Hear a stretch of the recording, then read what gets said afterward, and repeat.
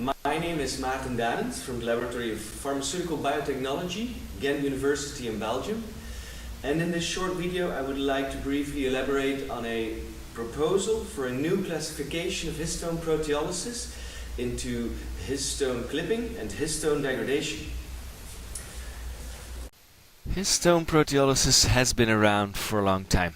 Ever since the 60s, people have seen proteolytical activity associated with their nucleosomes and isolated histones, but only rarely did they actually annotate the enzyme or elucidate the underlying biology. So in effect, it's been a history of disregard. While many of these groups have alluded on an epigenetic effect of such proteolytical interaction, it seems that there is more to the story. We here propose for the first time to more clearly distinguish histone proteolysis into histone degradation and the epigenetically connoted histone clipping. Histone degradation is an important biological process in itself, but here we also classify those experiments that incubated histones with different enzymes in vitro, because they yield a lot of important structural insights. But from the biological point of view, we propose to distinguish those events that are related to developmental transitions, such as spermatogenesis, embryogenesis, the formation of macronuclei in, for example, tetrahymena, and pathogens that need to degrade their own histones upon infection.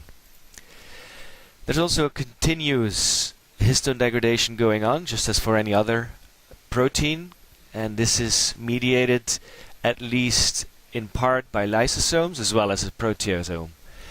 And the immunological processes that also involve histone degradation are, amongst others, neutrophil extracellular trap formation and the killing by cytotoxic T cells. Histone clipping is the epigenetically connoted histone proteolysis. Here we also classify those reports of direct expression of truncated histone forms in live cell, because they show that viability is not compromised and that chromatin structure is changed and transcription is altered.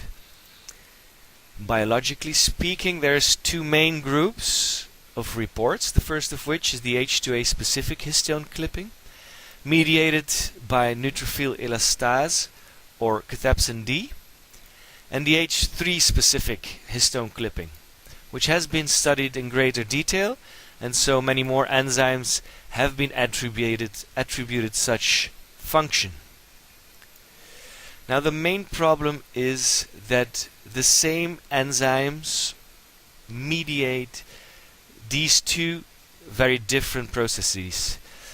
For example, shown here, neutrophil elastase, Cathepsin L and Cathepsin D all have been mediated in both histone degradation and in histone clipping. Now there's an obvious appeal coming from histone clipping, as this might have, or is assumed to have, transcriptional implications. We have tried to model what we think might be happening during histone clipping. Here you can see a nucleosome with the DNA wrapped around it, and this is the H3 end tail protruding from the nucleosome, and this is the H2A C tail with the ubiquitin group attached.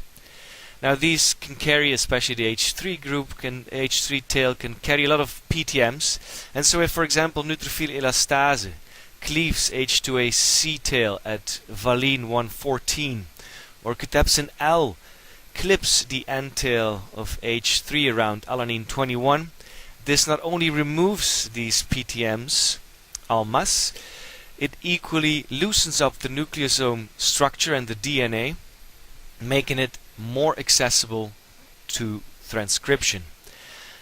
Now, despite the fact that this is a model that has great appeal, there is no direct evidence to date that really proves that this is actually happening in cells. So we hope that by grouping all these reports into histone clipping and histone degradation and their respective subcategories, that people in the future will report more clearly what of these processes they are studying, and hopefully this will help in elucidating the biology of histone proteolysis.